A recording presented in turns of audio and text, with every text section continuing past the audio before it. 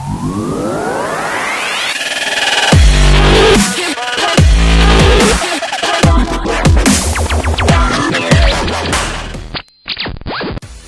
a show we got for you today. Welcome, guys and girls. This is the Forgetting Walls podcast.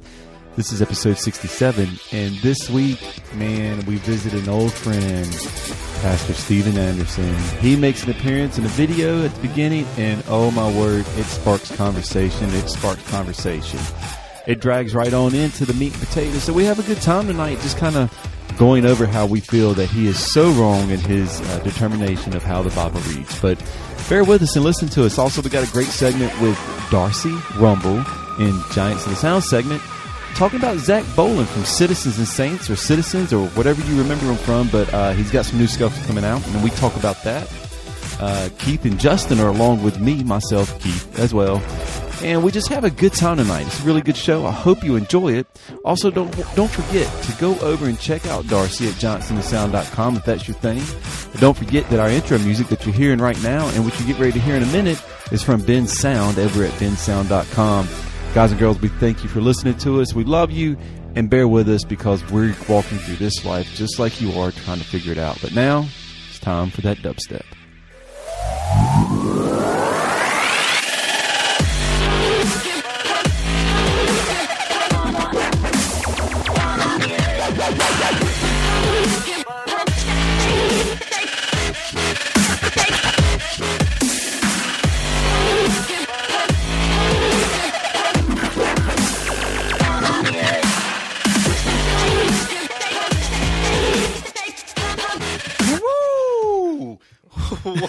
What is up, guys and girls? Welcome to Forgetting Walls, the podcast. This is episode 67. That's right. What the heck is wrong with you? Wow. Hold on a second. I gotta get my voice back, man. That one took it away from me. You just made the strangest face, and then like your head shaking, and I was drinking a Blue Moon Summer Honey Wheat, okay, which was fine. Mm-hmm. And it's got a nice little smooth. And then I picked up the white IPA and took a sip, and I forgot IPA, hoppy, and yep. I forgot what an IPA was. I did. I haven't drinking IPA in a while, but it would just kind of like hit me. I was like, whoa, there it is. So sorry about that, guys. Yeah. Anyways, welcome, guys and girls, to the podcast. Sorry about that opening, but hey, a little energy might help some every once in a while. Yeah. Justin, how are you doing? I'm doing well. I'm by myself here in Boone. David is not with us today because he is a loser. But I'll accept that. Ouch. No, he's in Hickory because it's when we're recording this, it is the day after Easter. Yes. And so there's no classes today or tomorrow, Monday or Tuesday. Which doesn't affect me at all, but it affects everyone around me. It doesn't affect you at all. No, not at all. So I'm here. I'm in Boone. It's a pretty great day.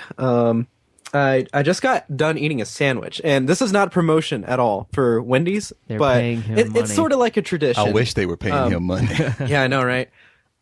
It's sort of a tradition. Me and David, we either go to Taco Bell or Wendy's after the podcast because those are only two things that are open.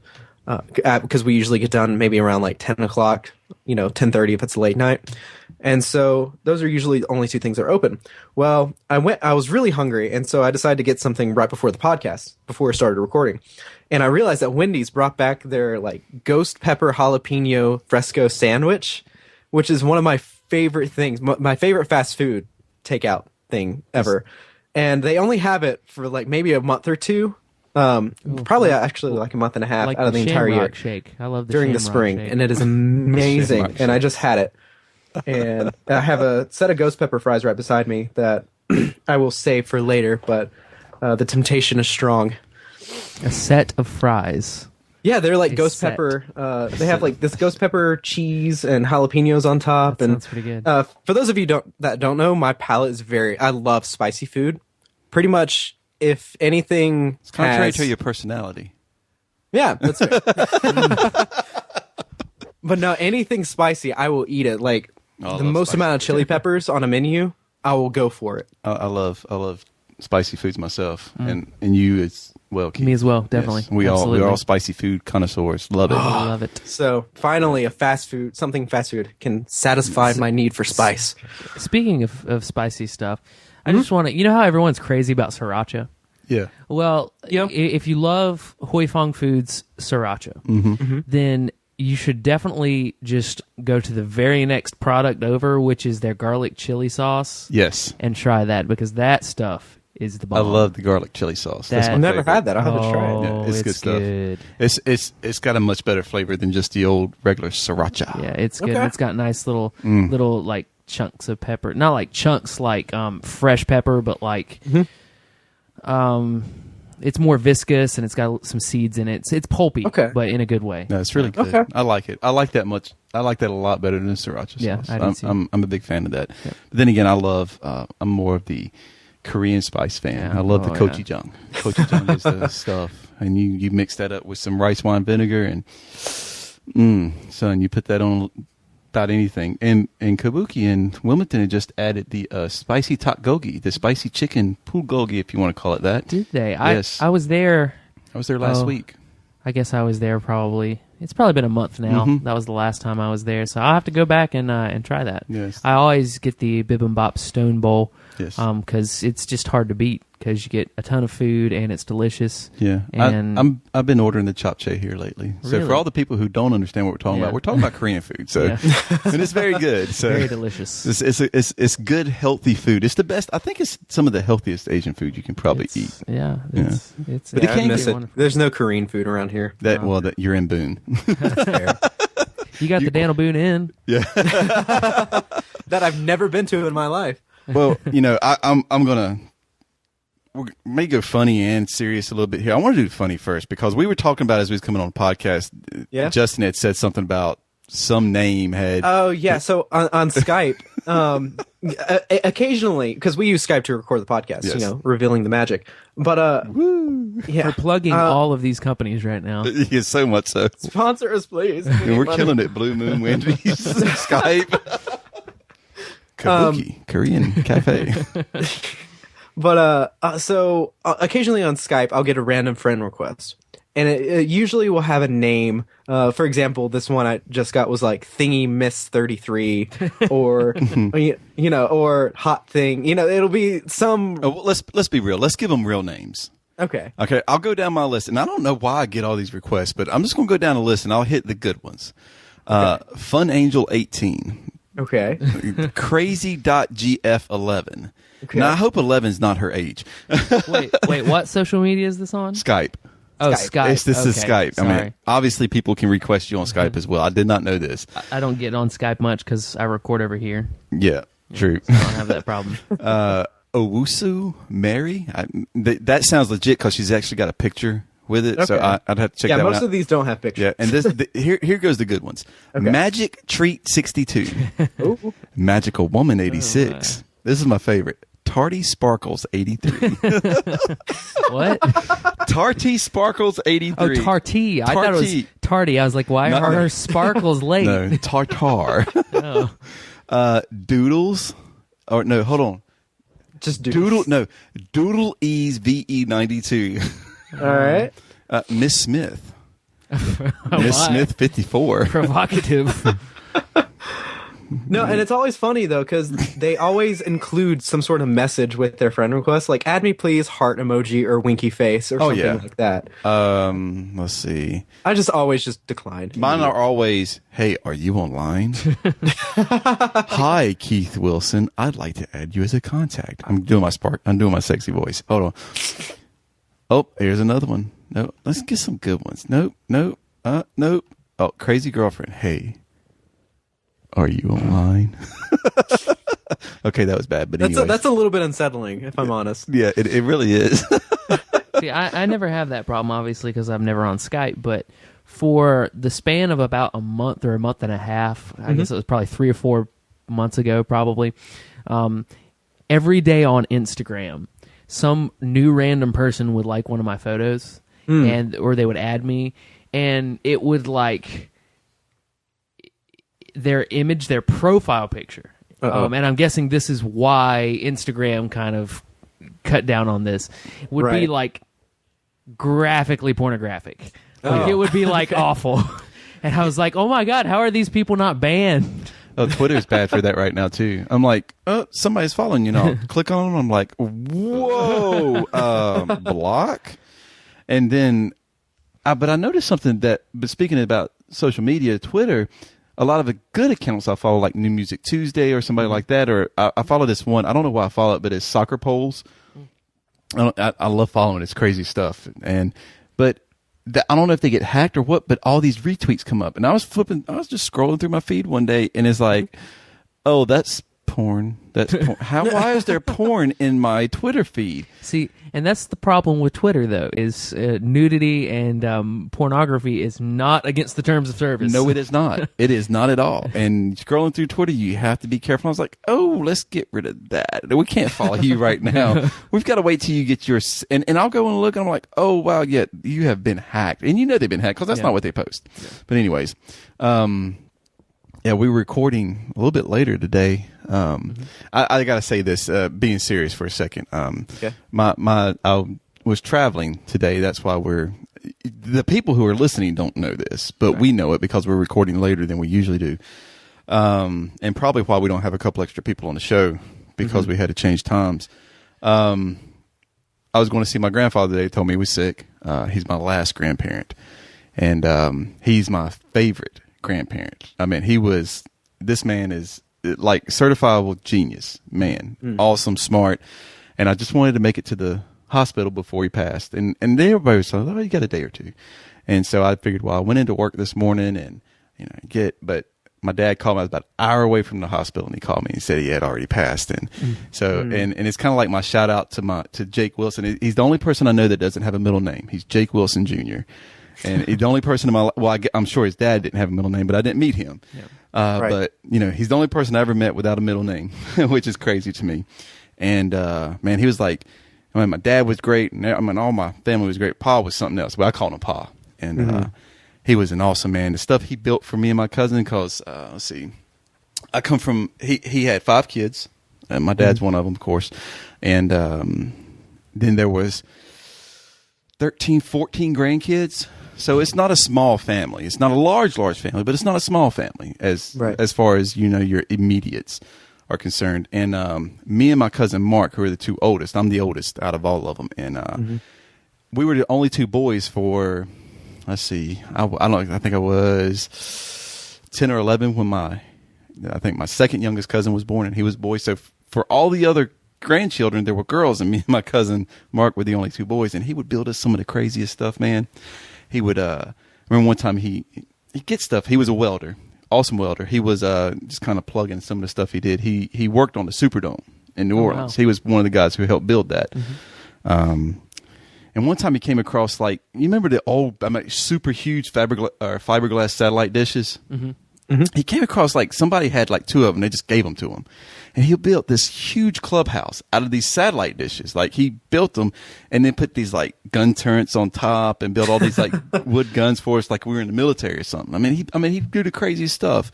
He built this, like, 300-foot long swinging bridge out of fire hose. Somebody just left them, and everybody in the town knew him. Like, everybody, like, when people would send letters to my mom and pa, they would just label it Mom and Pa Wentworth, didn't put their address on it, and it would come to their house. I mean, that's how they knew. I mean, they lived in a house that was 250 years old. It's been there forever, so it's like, and for him to pass today, I knew it was going to happen. I guess in my mind, being, Christian mind state, I know he's older. I know where kind of he's going. I've spoken with him on that side of things about, salvation, Jesus, and all those things. And so I was like expecting, I knew it was coming at some point. My mom had passed a few years ago, and I knew he was sick, so I was expecting it. But, when it happens, it takes you back a little bit. Yeah. And he's, he's somebody important who I looked up to. I mean, he taught me how to play chess. I mean, literally, he taught me to read books that were more than just pictures. He taught me how to do carpentry. I mean, there were so many things in life that he was specifically hands-on with me about. Right. And so when I didn't get to see him today, it was a little rough. So I'm kind of sharing that with everybody. So, and I'm going to say this, I'm not always the best person in communicating with my family and friends. And it's hard because I'm a hermit type of person. I kind of like recluse to myself, but man, take the time and go see some people before they're gone, because I don't think you're going to understand what happens when they're gone. You kind of feel, I guess, regret and remorse because you didn't spend a little more time with them. And, you know, so this week I got to go. I am the officiant for all funerals in my family. Oh, gosh. So every funeral that ever happens, I am the guy who will go and perform the services. And they call me the preacher man, and it's kind of weird. I guess I am in a way in my family. Well, you are a reverend. Yeah, I am. But it's always tough because I'm always the one having to do the funerals, and it's you know. But anyways, I know we're here at Forgetting Walls. We like to be sharing and open, and I want people to know that we're real people, and it's tough. But love your family because sometimes we do take them for granted. Yeah, true that. So we're gonna switch from very serious, sad thing to something hopefully a little bit more lighthearted. I'm sorry, man. But I figured I wanted to share that because, man, my pod deserves a shout out. Word. Yeah, absolutely. I appreciate you sharing that, man. And not to get like too sappy or whatever, but I am sorry for your loss, and just know that we love you. And I know it's going to be a rough few days, but yeah, it's good. But man, I got good friends, and being able to contact y'all today and say, hey, we need to work out some recording differences and things like that. Everybody was on board and trying to help out, so I really appreciate that. But the good thing is we got to record tonight because we couldn't record Thursday because that's when the service is. So there, everything worked out the way it needed to be worked out. So we're good. So I appreciate that. Anyways, we have a new segment. It's not really a new segment. We just kind of go into things, right? Yeah. And this is going to be interesting because I didn't even look at the title of this video till just now. And I'm like, oh my gosh, I'm getting ready to play this. Yep. So Justin, I really, really want you to segue this video for us. I'll do my best coming off of that last topic. Okay, so with this video, we're going to revisit an old friend that we've seen on the podcast before. This to kind of set the stage. This is a interview on a news station with a news anchor and this pastor, and he has some very unpopular or probably offensive views towards a specific group of people. And so we're gonna watch this. I'm the only one who has seen this video because I'm in charge of finding these, and I just go on. So before we do this video, I have a sort of, I guess, guilty pleasure. Yeah, I would call it that. Of watching what I call like crazy Christian videos or pastors who say insane things or really off the wall, off the cuff or offensive things. Because for some reason, this sounds bad. I like to be mad at Christians. Well, don't read the comments on the video. No. Yeah. I'm saving that for after. Oh my gosh. So this video is one of our good friends, Pastor Steven Anderson, who I think was that the first video that we ever did? Let me interject something before Justin goes any further. Okay. Okay. Justin has no real tone for sarcasm, so no, that was sarcasm. Wait, which part was that? Our good friend, Steven Anderson. Oh, he's not your good friend? Go ahead, Justin. I'm sorry. Very far. No, you're fine. I'm not always good with sarcasm, but yeah. So this is Steven Anderson explaining why he dislikes or thinks judgment will be brought upon the homosexual community. Play.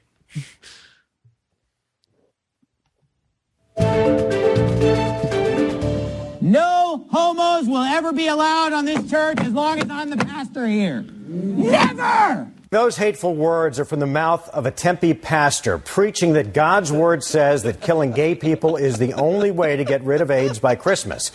He says all gays are pedophiles. He says the biggest hypocrite in the world is the person who believes in the death penalty for murderers but not for homosexuals.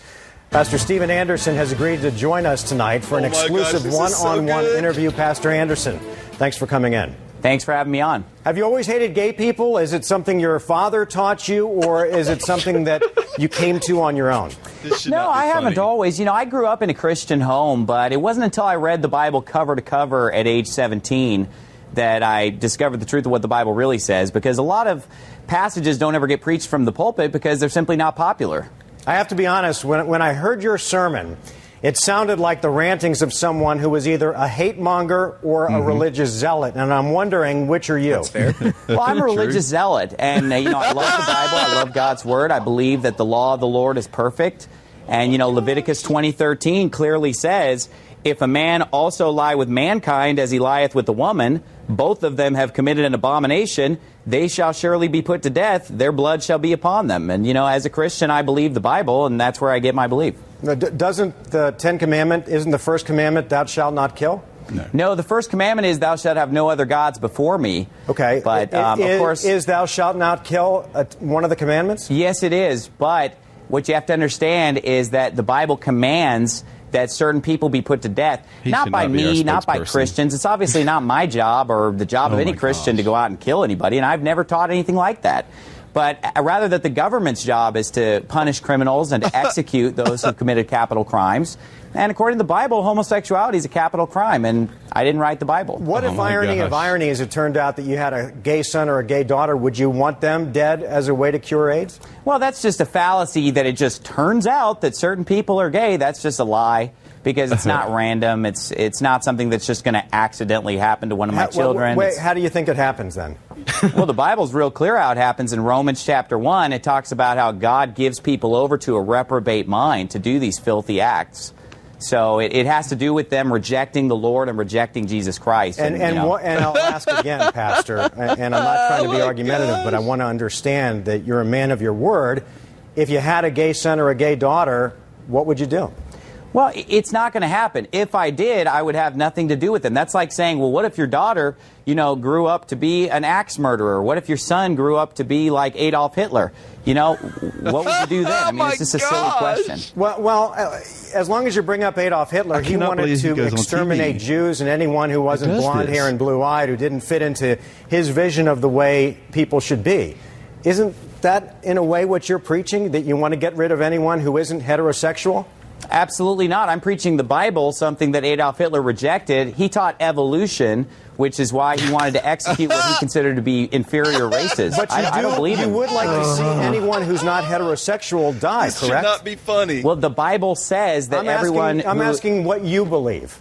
I believe the Bible. I believe what the Bible says. And if I didn't, then I wouldn't be a Baptist. I wouldn't be a Christian. You wouldn't be a Baptist. Thank you. You won't answer what you believe. I did answer what I believe. I believe hiding behind the Bible. Hold on a second. I believe what the Bible says, that homosexuals should be executed. Let me make myself clear. I believe that, and I've never gone back on that for 1 second. So every Christian believes the Bible, or else they're not even really a Christian. If you believe that, anyone who is not heterosexual should die, correct? Absolutely, of course. That's what the Bible says. You hate gay people. Yes. I'm Jewish. How do you feel about Jews? Oh, I don't hate Jews. I mean, that's just a straw man to try to compare me to Hitler. I don't hate Jews whatsoever. Blacks? Do you hate black people? Because you of course not. My church is filled with black people. Did you say, Pastor, that you prayed for the death of Barack Obama? Oh, so now Obama and the race card comes out. My church is filled with black people. My church is filled with all races. In fact, the Bible says we're all of one blood. Am I misquoting you? Or did you say that you pray for the death of Barack Obama? Well, yes, I did, but Obama's white. Obama's not black anyway. He's half white and half black, so just as well as you can call him black, I'll call him white. Gosh. He's a white man. Oh, my gosh. Some would say that just as the Taliban and the ISIS fighters have perverted Islam and made it violent to fit their vision of the world, that's what you're doing, is you're perverting Christianity to fit your vision of the world. Well, let the viewer read for themselves. Let them pull the Bible off their shelf and look up Leviticus 20:13, and then let them be the judge. Intelligent people will listen to the entire sermon, aids the judgment of God, and will pull their Bible off their shelf and read Leviticus 20:13. I'm not trying to put words in your mouth, but did you say that if people perceive you as a hate monger or your church as a hate group, so be it? This is hard to watch. Absolutely. I don't care how people perceive me. They called Jesus Beelzebub. They nailed him to the cross. And Jesus said that they hated him because he testified of their works, that their works were evil. That's what I'm doing. That's why they hate me. Wow. And that's probably not the whole interview. But let me do this before you say anything, Justin. Yep. I have to do this. The very first comment that I come to says, I love this man. God bless you, Steve. God bless you. Yep. Oh, my gosh. I don't even know. Brought a big one this week. Wow. And here's my thing.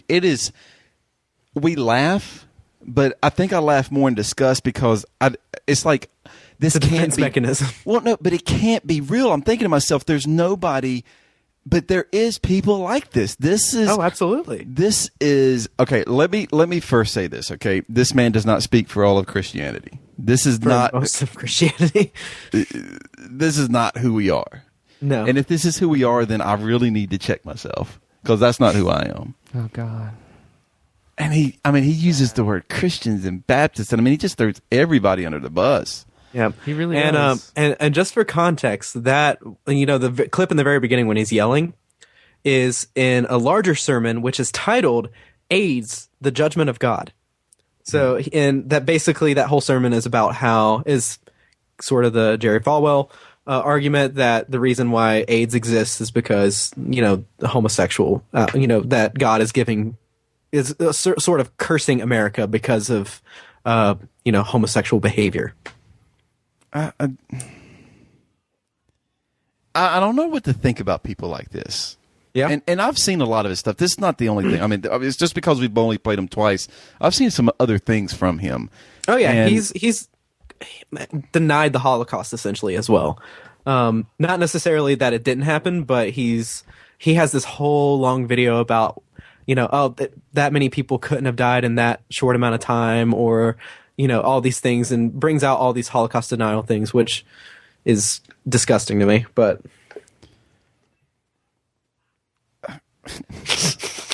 I'm just kind of like looking at some of the comments. Wow, Pastor Steven Anderson is a real man. Well, because he pisses against the wall. I don't know, but yeah, pretty much. But I'm thinking, but what I'm thinking is, well, yeah, he's a real man because I guess that's what he is. But I'm like, is that a statement to say that I'm he's a real boy. Oh my gosh, and you don't ever want to look at the. Let me stop. No, never look at No, YouTube yes, comments. never read the Look, comments. I can't. I mean, Westboro Baptist Church is one thing. Yeah, Okay, and we can kind of pinpoint that whole congregation is just messed up. But he's floating along the same lines as what Westboro Baptist Church does. I mean, and it's Right. and for me, when I'm thinking about this guy, and he's talking. Okay, so you have this interviewer or this anchor, this Yeah. news anchor. Who and this is not the play that if you're educated you're better than the next person, but I want to show you what happens for a Christian who doesn't take education and learning seriously from people who are smarter than we are. That's what we do. That's what's Justin done. That's what we all do. We kind of take notes from people who are smarter and we listen to them so we can gather facts and opinions and answers and theologies and all that stuff as a Christian. This Right. man is quote unquote self-taught and he believes what he thinks. I don't know if he's getting answers from anywhere else. We looked up his website a couple weeks ago, and he said he doesn't need a higher learning or basic college to learn the Bible. Right. He can do this on his own. Where this news anchor, I'm sure, has a college degree, and his rhetoric to the pastor was very intelligent, very level-headed. The questions were pointed. They weren't argumentative. He just posed simple questions. And the man on the other side could not understand those simple questions, give simple answers, and realized that he was talking himself into a very dark corner. a very dark place with that And- theology very yeah. quickly. And it's not because I'm this way or that way. Here's my stances, and it's not that. But to spew a word of hate means that you can only understand a section of the Bible, and you cannot understand the intent of the gospel in the new covenant, which is Right. a large problem in today's world. Anyways, when it comes to Christianity, especially in America, it's more focused on Levitical law and how do we coincide that with New Testament covenant. And Right. New Testament covenant speaks more to love and trying to, interact and have relationships with people. I don't understand how you can have that viewpoint and reconcile that with Jesus himself. Yeah, exactly. That doesn't make sense to me. It is so, and that's why I'm like, I shouldn't be laughing at this, but everything that I know and have studied about the Bible none of that comes across to me. Exactly. Nothing. Well, I mean, Right. especially when Jesus himself stopped a crowd from stoning a person, Yeah. like because they had committed adultery. Which is a capital offense, Which was according to the Levitical law. exactly. And I mean, that's my thing. I mean, and see, and I understand those are the questions that we could throw at him. And I understand people, and you know, and I love the fact he goes, "Well, I'm a Jew. Do you hate me?" You know, that was, and he goes, "Well, no," because now he's pulling up race card issues, and that was probably the wrong direction for the interviewer to go in, but Yeah. probably with a lack of knowledge of the Bible to theology itself and Jesus, he may have not known the right questions to pop at him, because that are my questions. What about these people that should be stoned? That, you know, the tax collectors, the prostitutes, the adulterers, all these people that yet Jesus put himself in public with, and he didn't decide, well, we need to execute them. Matter of fact, what it looked like is Jesus was setting himself up for execution, which he did. Oh, happy Easter, by the way, because this is our Easter week, which kind of speaks to all that. But I mean, he set himself up for execution. He didn't look to execute others. So when I hear, quote unquote, and loosely say Christians do this, I prefer to say that I don't believe this man is a real Christian. I agree. I think that's And I'm going to put as many tag posts and keyword searches as I can to tag Pastor Steven Anderson in this episode, because this one boils me. I don't care what you believe about the homosexual issue, if you think it's a sin or not a sin, but this is no way to treat a person and talk about people and talk about them dying. I mean, brothers, mothers, sisters, fathers, I mean, family members, friends. I mean, that is no way to talk about people. You cannot show the love of Christ with that kind of hate in your heart. Yeah, it's passing judgment on another group of people based on your own ideology, your own viewpoint. Because he's saying, look, based on my views, you deserve death. Like, you should die.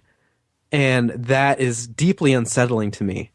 And that he's putting himself above that other person. Because whenever you say to another person, like, oh, you don't deserve, it's saying to that person, you don't deserve to live. Like, you don't deserve life. And no matter what you think of that other person or what you think that other person has done, even if you think what they're doing is the worst thing in the world, which apparently he does think that under no circumstances can I see a Christian, well, first of all, not even, screw religion, a person saying to another person, you don't deserve to live.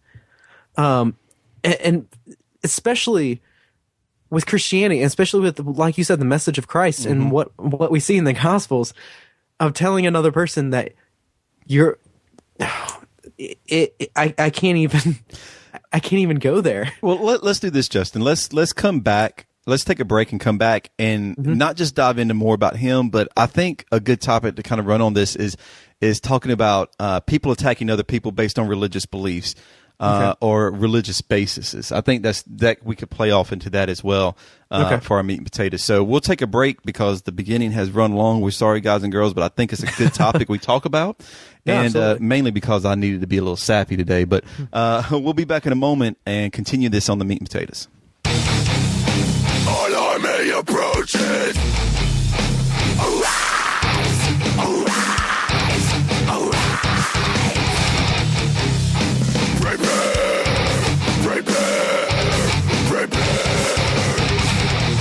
This is the word from the mouth of God. In its power, you will find life. We are the rising of a new generation, and we will stand faithful.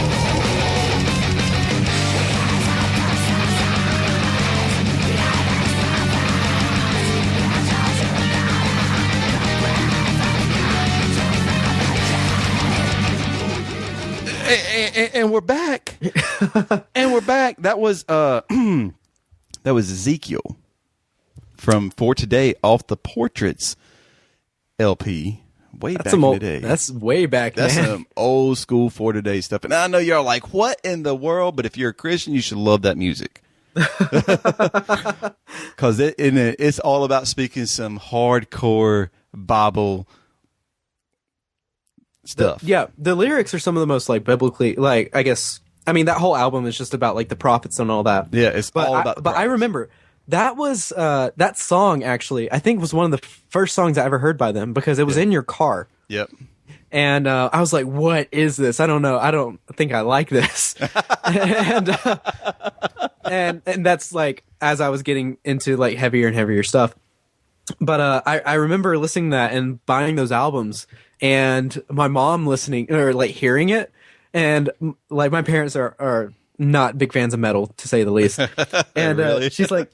And my mom was just like, how can you listen to that? It sounds like demons screaming. And I'm like, well, the lyrics are just so like, Christ-centered and all that stuff. And she's like, it just sounds like demons. And I'm like, yeah. Yeah. I love it. I love it. Yeah. So speaking about like heavy preaching gospel craziness, that's Matty Montgomery, frontman for Today, man. He Heck is. yeah. I listened to the episode on Bad Christian with him, and he was like, it was funny because they were trying to talk to him about, the guys who they had like released from the band because of the stuff they said, the homophobic remarks that one of the guys said from the band. And he's like, man, we don't want to talk about that because it's like, we don't want to like harm anybody. We just want to love on people. And that's all we want to do is love on him. We just want to make sure that he knows that we're loved, and we're not going to speak bad about him or negative about things that happened in the past. I mean, what's said was said, and we've moved forward. He's not with us, but we still keep in contact. It was so like, Yeah. pushing things aside, but but this is the guy, and I think I'm going to go see him at the end of the month or end of April. For Today in Memphis Mayfire, and we came as Romans and Miss May. What a card! Will be at the House of Blues. So I think I'm going to check that out just because hey, why not? But yeah, because we've been talking about this Pastor Anderson guy who has obviously, we heard in the beginning, has basically called all out war against the homosexual community, the gay and lesbian community, LGBTQ community. And basically saying they need to be executed, and it brings up a lot of good points though, because this is not, his basis, his attack on these people is based off religious beliefs, but this is not, it's happening all the time, not just Christians, but it's happening on all sides. We saw the attack in Brussels, and I'm not saying it was an attack on Christians, but it was a place where a large group of Christians were hanging out. And I don't know who claimed the attacks yet. I don't read the news. I don't keep up with that. That's Justin's job. Yeah. There was the terrorist attack in Pakistan. Yeah, that happened. That's true. Yeah. And That was specifically Christians. If oh, that's the one I was talking about. understood it right. Pakistan. See how often I read the news. I just know there was some attacks this weekend, and got one your of them back. was one of them was a park and had Christians in it. And I'm not saying that Christians are targeted specifically in all attacks, because we had the Crusades, and that was a bad period, which we won't go there, but a long time ago. Just like a Christian to brush off the Crusades. Well, let's say that there was two sides of that one too. True that.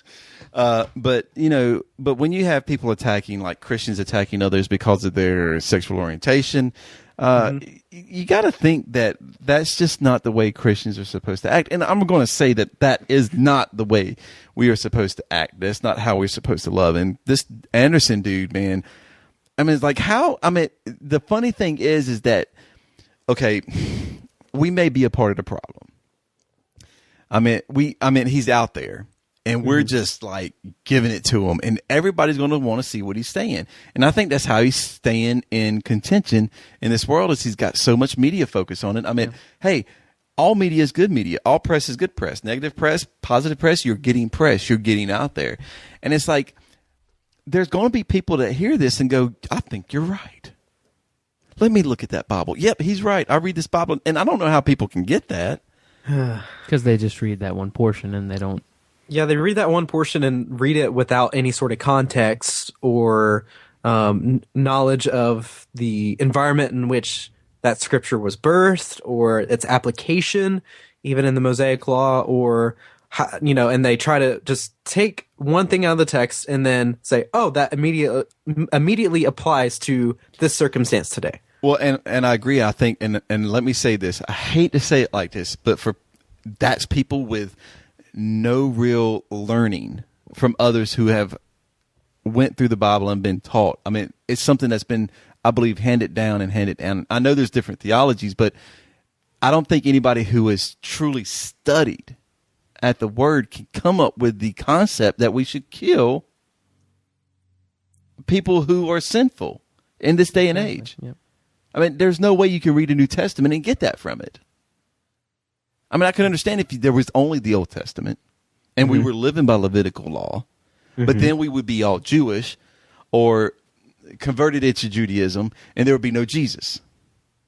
But if he stands on this Christ-centered application of the Bible, then he cannot stand on that.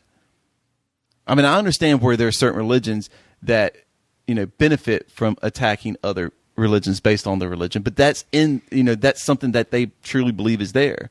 I don't know what that really looks like because I'm not a part of their religion, but for Christians, there should be no reason we're attacking people and saying that we hate people. I mean, there's no way that can be a part of who we are. Right. And I would agree morally, but it still happens. So we have to ask the question, like, how does that happen? How does somebody read the scriptures? How does somebody read the Bible and get that interpretation? And some people would say, like you, that that's very difficult. And other people who have had probably more negative experiences would say, well, that's really easy, just based on where you're coming from. And I think it comes from this interpretation of scripture, and it comes from this viewpoint of reading scripture in which, and I would agree with your general statement that it comes from this place where it hasn't been thoroughly studied, at least not in its context. It's just sort of something that's been handed down, because I think that's I'm always scared to say the majority, but in my mind, I think a lot of the majority of theology that's out there that people hold on to are things that have just been preached to them, and kind of handed down to them. Right. And it hasn't really gone through a lot of questioning or a lot of refinement in that way. And I could totally be wrong, and that might be elitist of me or whatever. But I think this particular interpretation comes from the idea that every word of Scripture is God-breathed, and every word is just as valuable or just as weighty as every other word. And I've heard some people justify some of the Levitical laws and the continuation of those in today's society through Jesus, when Jesus said that, not, and one iota, one stroke shall fall from the law, shall pass away or something like that. I know I probably butchered that verse, but that's the general idea of what Jesus said. Yeah. And they take that to mean, oh, okay, well, the law is still in effect and should still be practiced. But then Paul goes against that. So I don't know. Well, but Jesus says, I come to fulfill the law, not to abolish it. And I understand that. But he also says when he's confronted, so what's the most important things that we should look at? And he's like, love God and then love your neighbor. And then he explains elsewhere we see in the Gospels that somebody asks him, who is my neighbor? And then he gives them the definition of somebody who shouldn't be his neighbor. I mean, the Samaritan talking to a Jew shouldn't be. I mean, you might as well say, hey, straight person, straight homophobic gay Christian or hating gay people Christian, that gay person is your neighbor. I mean, that's the sense of what you see, and I call it ignorance. I mean, I'm just going to call complete ignorance. Right. And I totally agree with you. But there's two ways that I think that people who hold the view against the homosexual community, and this is talking not whether you agree or disagree with it, but this is I'm mostly talking about those who believe that, the Levitical law should still be practiced, and like our good friend Pastor Stephen, and that, gay people should be executed. This is what I'm referring to. That people who hold that view, two things I think are how they still hold that. One is that they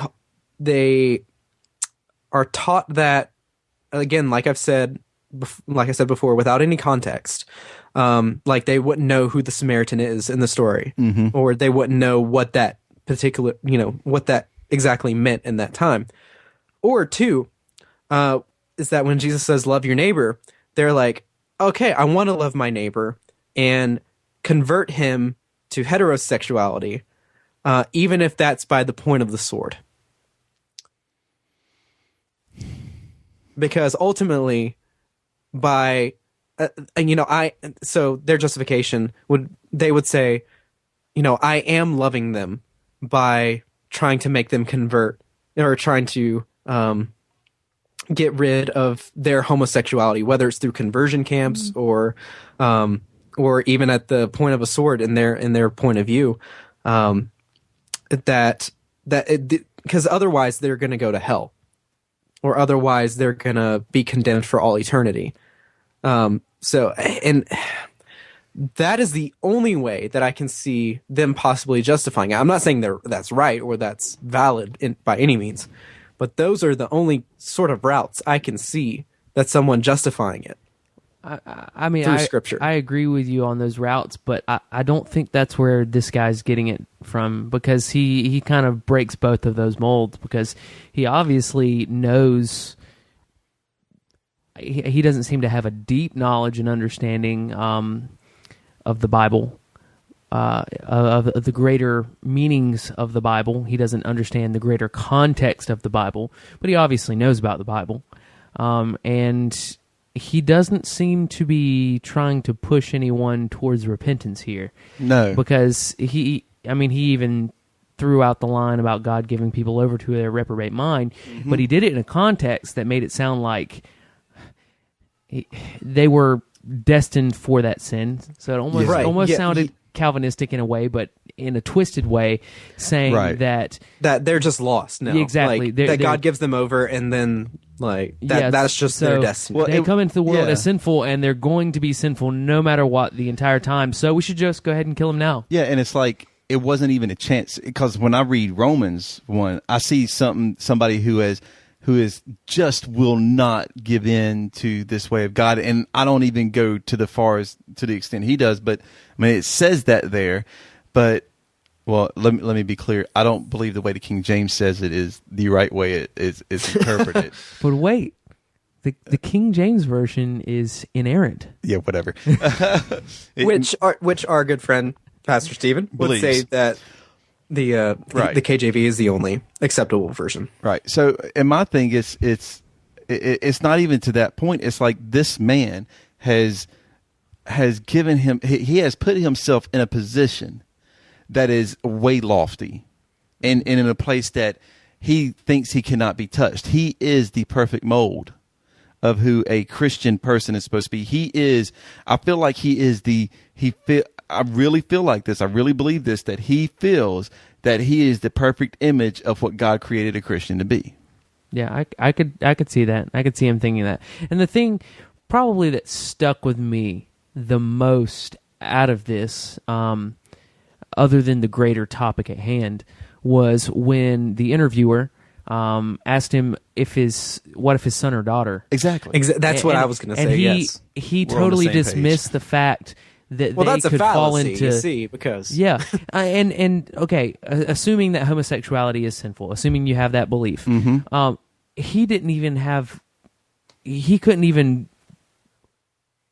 Gosh, what's the word? He couldn't even recognize the potential that his child could wrap be his sinful. mind around the idea. Yeah, he couldn't fathom that his child could possibly be sinful. Well, but obviously he's so perfect. Well, but that's the thing. He feels that he is teaching in such a way that his children could never stray away from his word. And I'm thinking, has your child ever disobeyed? So what you're saying is that every word that you spew from your mouth, your children obey without disobedience. There is no disobedience in your children.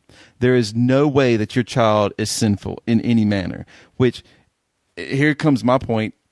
I don't think he believes that he is truly sinful in any way. And if he does say that he's sinful, he says it in a way like, oh yeah, I told a little white lie last week. But there's no real significance to that, like being gay or a murderer or something like that. Like there's degrees to this sin thing. Yeah. And what are you going to do though when you're this guy, when you're, what's his name, Steven Anderson? Mm-hmm. Yeah. When you're Steven Anderson and you walk in on your 15 or 16-year-old son looking at porn, what are you going to do then?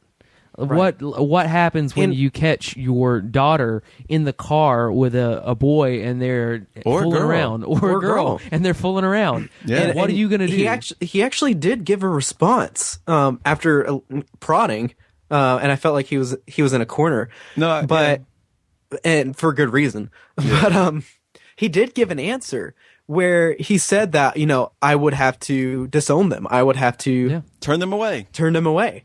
You know, of course. And that's my he thing. said that without a second thought. And I'm like, I can't deal with that. That shows that there is no real love in his heart. His only love is for his stance, his position, his agenda.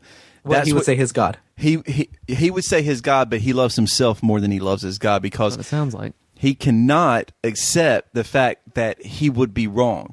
Somebody and I, like me and Justin were talking in the break about. I saw a video that he's probably on with Dr. James White, and I think he's probably debating the King James Version only thing.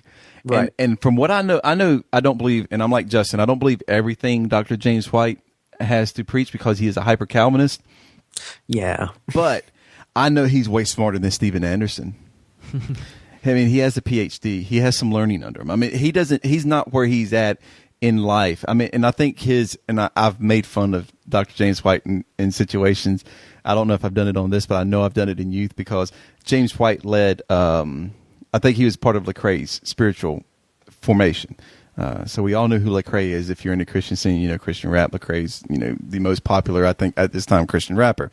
And Lecrae is a mentoree of James White.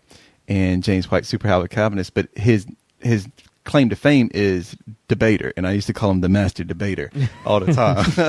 So I bet that was a hit with the youth. Oh, it's so much fun. But I mean, but that's his thing. This man is smart, and I'm not picking on Steven Anderson here, but I know Dr. James White is smarter than independent, I made my own church, Steven Anderson, self-taught Bible person. Well, and I think the thing comes down to that at least James White takes other context and other information into account when evaluating the Bible. I mean, he at least brings a little bit of criticism to the Bible through other sources and be like, okay, we have to look at this. We have to look at the original transcripts. We have to look at, you know, and does all that. And it seems like, and through other videos I've also watched, because like I said, I'm a glutton for punishment. Other videos I've watched of Steven Anderson, it's just like, no, the Bible is the Bible is the Bible. Yeah. Like you just don't question it. It is what it like. There's no other thing outside of it that you can use to legitimize it or that you can use to criticize it or whatever. It is an untouchable text. I always do Which not. I trust. always bothers me. Yeah, the people I trust the least in Christianity is the people who believe KJV only. And I hate to say it like that, but because I believe and they think like Steven Anderson that the only thing that I need is the KJV, nothing else, which tends to, it really brings me to the place to think that this person believes that they know it all. And because they don't need anybody else outside of the sphere of the KJV. And I'm thinking, you know, there was 52 men in 1611 that 52 or 54 men that were commissioned to bring the Bible into English, or in that time, Old English. The funny thing is they say, well, the KJV's, well, yeah, but the 1611 version, nobody has that. Nobody can read that. Right. What we have is the 1774, 1772 version or something like that. That's the version of the Bible that we have in English today. That's what the King James has transcended to. So people who are reading the King James is not actually reading the original King James version. See, this is my point. These people are not smart enough to realize that the version they're reading is in, and they're talking about, well, the new King James version is just as bad as the NIV. And I'm like, but you're reading a newer King James version than the original King James version because you're not smart enough or know the language enough to read the original. So these people I automatically distrust because they will not put themselves out there to realize they could be wrong, and they need other people to come in and help them learn, because that's what God did. He put men here to help each other. God, I'm ranting, baby. It's cool. But sort of on that point, just a little aside, is I've literally had someone tell me that when I was in an argument with them, it was my freshman year of college, and I was not the smartest, but I was in a argument debate format, and they were arguing about the KJV version and all that stuff. I'm like, well, if you look back at the original Hebrew and the original Greek, and he said to me, he looked me in the face and said, "Oh, I don't need any of those languages. My Bible's written in English." And that it didn't matter what those other languages, because those were corrupt too, Hebrew and Greek, whatever. That only the English was perfect. You mean And I the was- languages that English was translated from? Yeah. Yeah, The language that Jesus spoke. exactly. I mean, It's, and masterfully spoke in Aramaic as well. he was a pit preacher, so Yeah. you You got it. not the most credible. God, okay. Well, you should have given us that context beforehand. Yeah. Good I job. thought you were talking about some student or something. No. It was a good old Gary Birdsong. That's it. Way to put that name out there, baby. Yeah. Mention it. And I know we're kind of like away from the topic a little bit, but these are the things that bother me in, well, let's just say in our religion, in Christianity, is that, we are so different, like across the spectrum of Christianity, where we don't agree on things to the point that causes like hate and strife that really is a detriment to what we are supposed to be doing, how we are supposed to be presenting who Christ is. I mean, that's the biggest problem. And I can say that probably happens in Islam, that probably happens in Buddhism and every other religion as well. But when you talk about Christianity, where the basis of who Jesus is, and, there's a lot of people say, well, God is wrath, but Jesus is the epicenter of love and what he came to do and what he did. I mean, it's coming out of, Easter weekend, or the Passion Week, whatever you want to call it. Right. The epicenter of what love is came from Christ for what he supposedly and what we believe he did and how he came back. For me, this is the wrong answer. I mean, and I want people to hear that. I mean, whether you're 1 or 50 listening to us, it's the wrong answer. And you need to stand behind that. That's the wrong. We cannot live that way. We cannot attack other people based on what we believe. We can't go around being something that Jesus was not. I mean, I know we're not perfect people. I know we're sinful. I'm sinful. I mean, I do a lot of crazy, bad crap. I mean, I am not a perfect human being, but I'm going to recognize that and tell you who I am. But I'm not going to attack you because you're different or I don't believe the same way you are. I believe, okay, so if I believe homosexuality is a sin and I see somebody who, is gay or lesbian, I'm not going to go, I hate you. I'm not even going to pinpoint their sin because my sin's just as bad as any. And that's if that's how I believe, that's where we're going with it. I'm not going to call out somebody who's, drunk every day, even though I may believe drunkenness is a sin. Mm-hmm. I'm not going to say, well, look at how horrible you are. Mm-hmm. Well, how can I love that person and show them the same type of love Jesus showed the people in that era he was there, that same love? That's where we need to be at. And I agree with that. And I think that when it comes to Christianity, at least, and of course that's where we're majority speaking from because that's what we identify as. Yeah. When it comes to when it comes to any belief in general, we as human beings have an incredible inclination towards certainty. We want to be certain. We want to have that security that comes with the perception of certainty. And relating that to Christianity and how expansive it is and how wide and how many denominations there are, which on one hand can be a very beautiful thing. On the other hand, it seems that we as humans also have an incredible inclination towards conflict. Yes. And combine that certainty with conflict, and I think that certainty can almost inherently leads to conflict, especially when met with opposing worldviews. It has to. And what tends to happen is that you have, I'm just going to throw two random ones out there. You have ultra-conservative Catholic on one end that has their belief set in stone, and then you have an ultra-fundamentalist Baptist on the other end. And they don't see each other as Christians. That's what I grew up as. Like, for example, I grew up not being taught, but everyone around me was basically saying that, oh, Roman Catholics aren't real Christians. Or people of this denomination, oh, they're not, Bible-believing Christians, whatever that means. And then look at me now, like I went to Mass a few days ago. But what it comes down to is that we have this incredible propensity towards certainty, and which inevitably leads to conflict. and we want to be able to prove the other person right, or prove the other person wrong, and that we are right in order to further our own certainty and to sort of dig our own trenches. And I think it gets to a point excuse me, it gets to a point where neither side is really listening to the other. And all we're doing is propagating our own ideas, our own biases, our own ideas about what we believe is certain, instead of shutting our mouths, opening our ears, and listening to our fellow human beings, listening to our neighbors, who we most likely disagree with.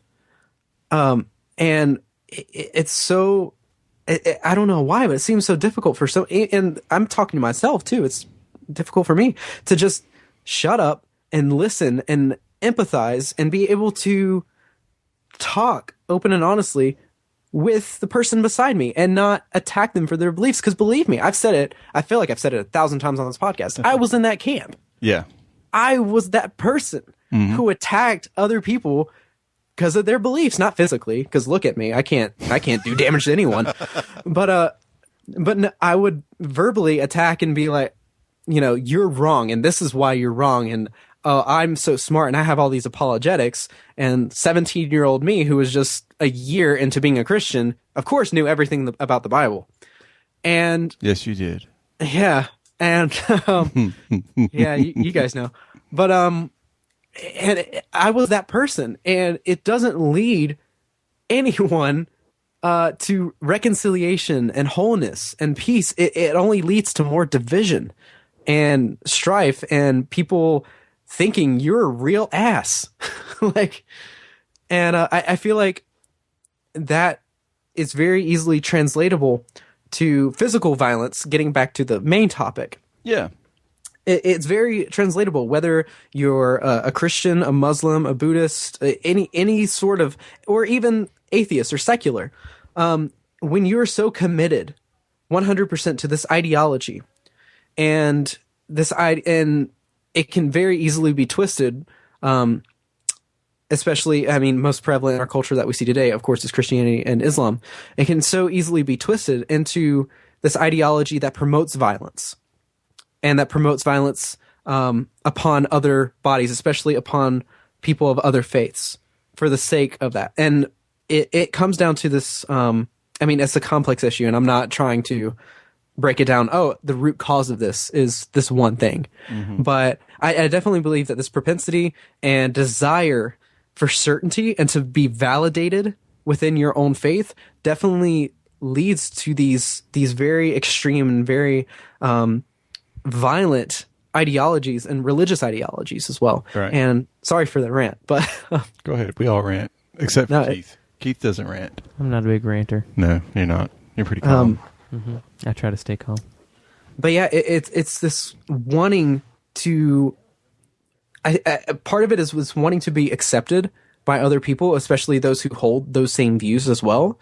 Because believe me, within the camp I was in apologetics, whenever I defended the faith, or whenever I, had these arguments and I showed him, or I totally won that debate, there was this really twisted sense of validation of, look, I defended God. I was a defender of the faith. I showed, and it was this really twisted sense of, that's how I show Christ to other people, is I debate with them and argue with them to the point where they go away from it, think I'm a real jerk, but that in my mind, I intellectually bested them in some way.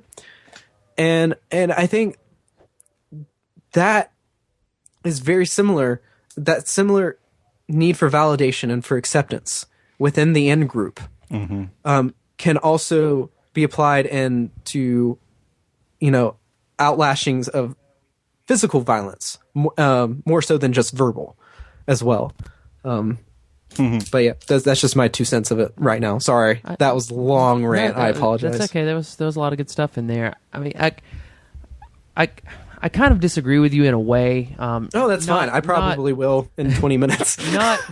not in the whole point that you're getting across, but where it comes from. I don't think the certainty in and of itself is the problem. I think it's more of a pride issue. But I agree That's with fair. you. What you're saying. I think it's you need to validate yourself. Like you feel like you need to validate that, so you become forceful with it. Because I don't know that the certainty in the beliefs necessarily causes the conflict itself. It's more of the uncertainty in yourself, and that need to validate yourself. And I think that speaks to the need for you to be validated by the group that you're in also. Yes. I think that's really, in my experience at least, like what causes that, because you feel like you have to do this because I need to do this to show that I'm worthy of doing something. So I must prove you right. But that is fueled by our anxiety and by the anxiousness we feel through our uncertainty. Right. That we are uncertain, and to be able to try to prove ourselves to others that, oh yes, I am either strong in the faith, or that I am certain of these things, that you go out and either verbally or physically assault another person. Right. Okay. Seeing it that way, saying that it's more of uncertainty in what you believe, but you feel like you should be certain. An attempt to mask, because we want to be we want to be certain. We want to be perceived by others as being certain and being strong and being sure of ourselves, when really none of us are. Well, and it's to say the same thing in everything, though. I mean, it's uncertainty not just in faith, but in any aspect of your life that absolutely that draws that. See, I was just applying it to religion. Yeah. See, because in my experience, the more actually certain you are, the more confident you are, and the less need you feel to validate yourself. Well, I think the best way to approach it, and I think we did it, a long time ago on the show, where we talked about, can we be uncertain? Do we have to be certain about everything? Right. Oh, right. And I think the best way to approach uncertainty is to be certain that we are uncertain. If you can accept that you don't know everything, that we could be wrong about something, or that we don't have the knowledge to understand everything at its fullest capability, then that gives us a certainty that we can be okay with where we're at. That yes, we can have debates and we can understand those things, but we don't have to approach the point of abuse, whether physical or verbal. Yes.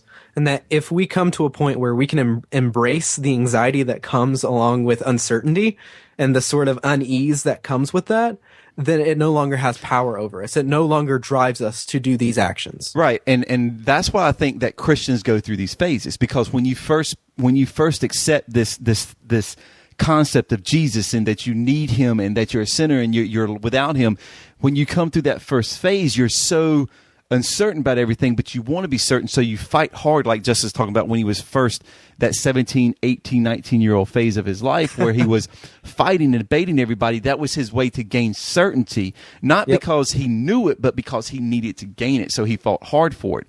But there's a point to where you get through that. You've done so much learning or studying or fighting or debating or whatever that looks like, that you come to this next phase where I think most Christians I'll take that back. Maybe half of Christians come to this phase where they're okay with, I don't really know, I understand that the Bible says this, this, and this, but I'm not able to really grasp it at a level that I think I'm super confident that the point I really know that this is what it means, or I really know what this is going to happen, or to the fact that I even really know that God is really, really real outside of the experiences that I had.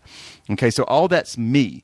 So how am I going to apply this uncertainty that I have to anybody else to make somebody else certain? So the only thing I can be certain of right now is that I don't know everything. So that's where I've come to my life. I have studied, this is the craziest thing, I have studied the Bible long enough and done enough reading and learning and video watching and all this stuff that I come to the place to know that none of us really know. And that we're confiding in our faith. And that's the only thing that I truly, truly have. The only thing I can be certain of is my faith, not your faith, not Justin's faith, not anybody else's faith. So when I get to that point, I realize that if I believe what I believe, and I'm not going to be able to convince anybody else outside the way I might live that I should, or the way I should live through my faith, that, okay, my faith is mine, your faith is yours, I can't change you. but I can do what I can. We can have talks. We can go back and forth, but we do this in such a civil manner that you see love. Then that's the breakthrough. But to blast somebody and to fight somebody and to debate somebody to the point of extinction almost is to show that you really aren't certain in your own faith, that you have to prove it to the point that you're hurting somebody else. Right, yeah. If you're certain in your own faith, like you were saying, you don't have to go out and do anything else because you know yourself what you believe. Mm-hmm. Now, you might not know everything, but you're fine with that too. It's almost like it's like a fight or flight response when it comes to what you think is. And when you can't point it down like you heard him say, Hitler believed in evolution. Right. You know, a lot of people use the evolution stance because they don't know enough about what the science of evolution is. And they don't go out and really study it and learn it and come to the fact that nobody really knows to this point of what this is, but this point is true. So I can be satisfied that even though I don't believe in everything you say, doesn't mean I've got to fight you and call you an idiot or a dummy or a heathen or a sinner because you don't believe in creationism, so to speak. Right. It's just it's fear. I mean, let's use the way of the Sith, right? Fear, hate, all that. It leads to this. Wait, you're saying that Steven Anderson is a Sith? No, I say Steven Anderson is less than a Sith. Oh, okay. He's not able to be a Sith. Okay. But I mean, true. I mean, I think there's fear there. He's afraid. I think when I see him, I mean, I've looked at all these videos. I kind of keep looking at these titles for these Steven Anderson videos. And it's always something very hateful. It's always something very against another people group, whether it's a sexual orientation or a race. Yeah. And I think part of it as well is because it's all about the narratives that we construct in our heads. Yeah. And part of the narrative that goes along with all those hateful things he says, and that I've been in those shoes before, is this narrative of, oh, well, of course the world is going to hate me. That's what Jesus said. Of course. And so that with that idea that, in Christianity, that, the world, you will be persecuted for my name's sake and all that can lead to a martyr complex very easily. And where the person can be like, oh, I can, what I should say and what is for the kingdom of God, of course, goes against the world. And of course, people are going to hate it. So it justifies saying these outlandish and these very offensive and very destructive things. And then when people react against it, that validates that belief. Right. But then again, that's just taking a piece of scripture so far out of context. And like we was reading this, we're on Steven Anderson tonight, but this goes for everybody. You can memorize a bunch of verses, and he's got this whole thing how he teaches you how to memorize, the Bible. Yeah, because according to him, he has the whole Bible memorized. No, not the whole Bible. He's got portions of it, a good bit of the Old Testament and some of the New Testament memorized. Obviously, he spends more time in the Old Testament learning it, because we can see it by his video. But just because I met. Okay, this craziest place, I went to this scary little church a cousin of mine was a pastor of. And it was a kind of scary little church. It was like in the swamp of Florida, and they looked I mean, it was crazy. And there was a guy who he had the whole entire Bible memorized, front to back. And I didn't think and for me, I'm like, how is that even possible? Because I'm thinking there's a lot of words in there. A lot. And the KJV, I think, has more words than other Bibles have, which goes to point that I think is wrong. But I mean, you could say, "Hey, what's this verse?" And he would belt it out to you, and he could I'm like, it's crazy. But then I watched, and I'm like, but there's no knowledge of it. There's only memorization. There's only photographic memory of understanding that these are the words that go here, but there's no knowledge of what those words really mean. Right. Because it didn't flow through the Spirit. It didn't flow through what he intended it to be. The way he would memorize, or the way he would recite verses and then explain it, was like, no, these two things do not go together. So it doesn't mean because you can memorize some verses means you automatically understand and live what that says. And that's how I feel about Anderson. He is. I'm not trying to be political. He's an idiot. And he's an idiot, and he's ignorant of what that really means. He may grasp some context of the Bible, like, in the beginning, and, God created, or, there was Adam and Eve, or, he may grab some words, but he has no clue of what it means to be, a Christian who follows Jesus. Right. And for me, the word moron comes to mind a lot. I watched a show called The Goldbergs. If you've never watched it, I really suggest that you go check it out, because it's like one of the greatest shows on TV. And I Hulu'd all 3 seasons of it, just like consistently. And the dad's like calling everybody a moron, and that's what I think of Anderson. Just because you were grew up in the 80s. I grew up in the 80s, so I'm a nostalgic person. But moron. And I'm sorry if that offends you, but when you hear this rhetoric coming from this guy, how can you say anything other than, you got to be a complete moron to believe this way?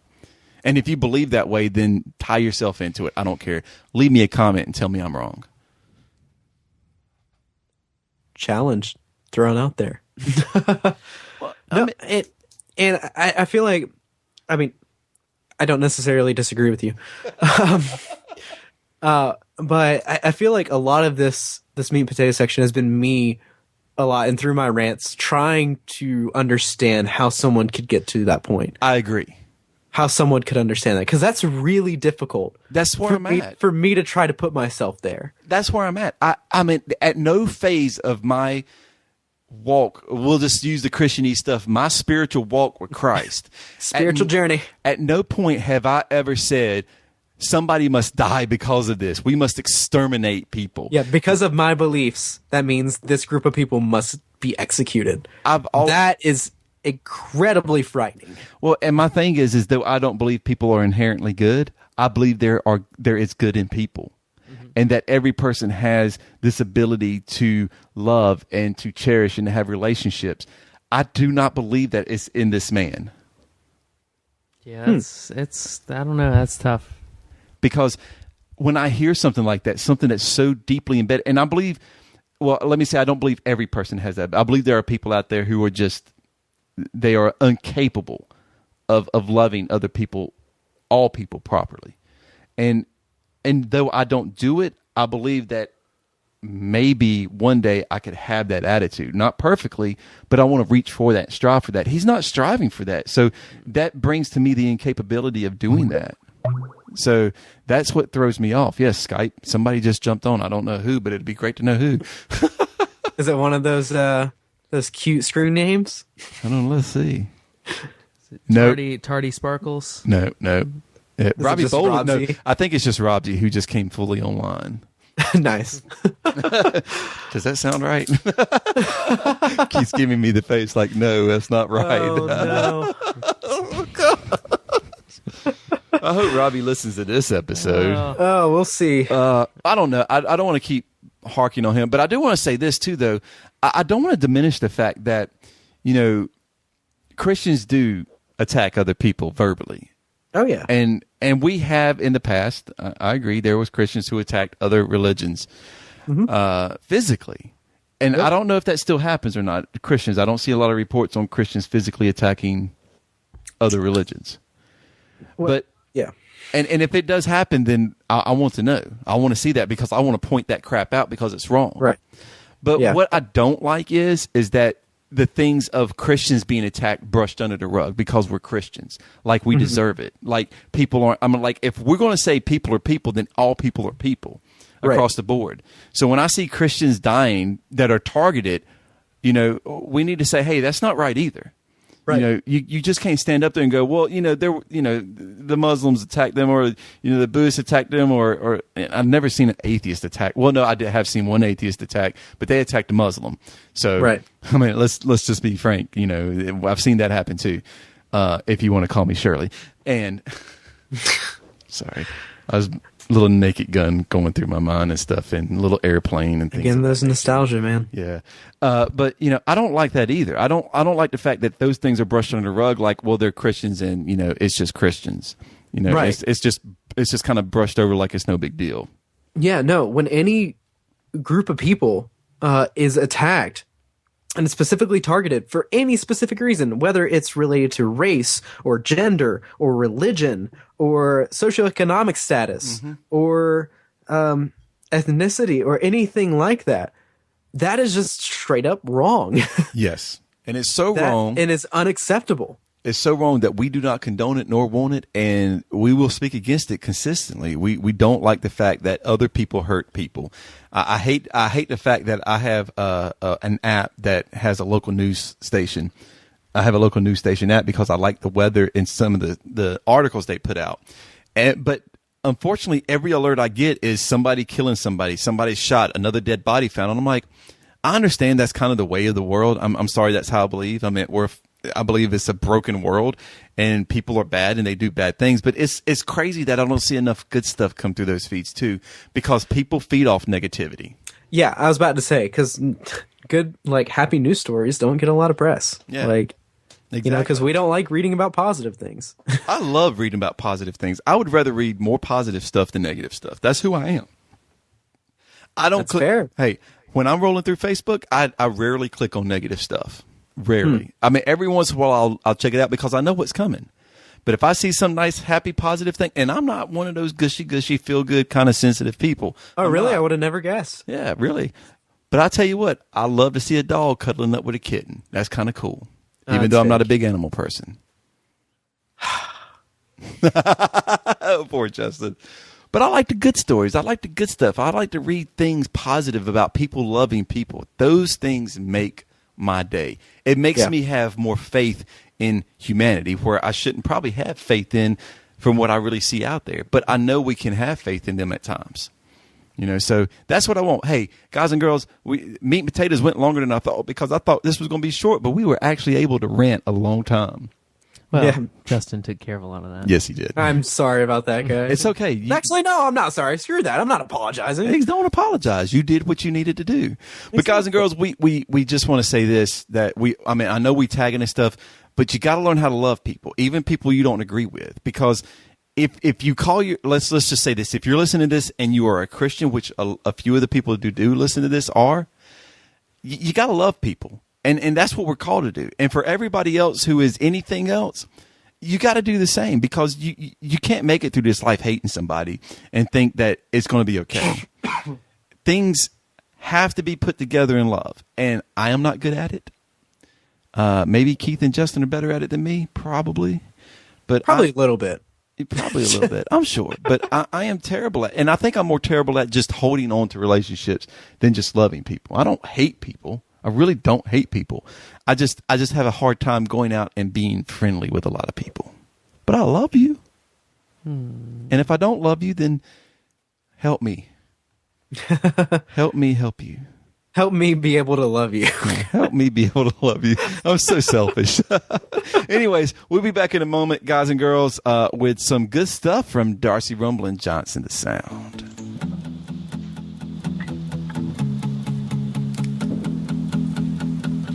Late night driving out on 95. Headlights racing, never looked so nice. Let's just ride. Put all the windows down. Not gonna stop till it's dawn. Turn up the radio. Don't really care where we're going.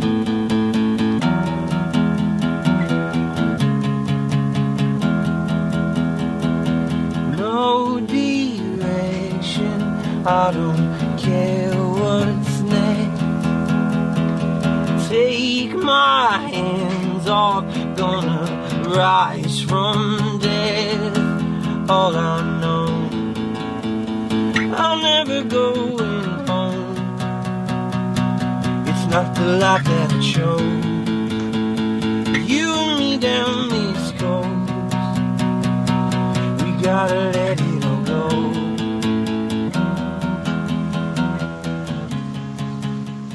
Zach Boland bringing us into the Giants in the Sound segment today with his song 95. And, okay, I'm stoked to talk about Zach Boland today. First of all, You guys, I'm sure some of you are familiar with the band Citizens and Saints. Yes. Yes. Yeah. So what did you think of that band, first of all? Because they're, kind of one of those more modern worship kind of bands. Something you were digging or not so much? No, I like Citizens and Saints. I like Zach Boland especially. I've heard him with other bands. Yeah, I'll agree with that. Featured on other bands, so I really like him. Right.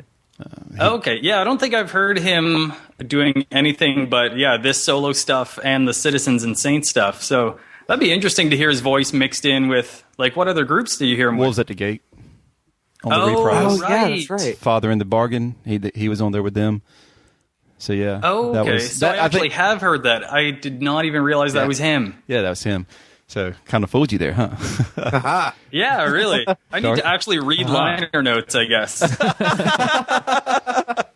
There you go. I was like, featuring some guy. Oh, that's pretty good. Good fit. Good stuff.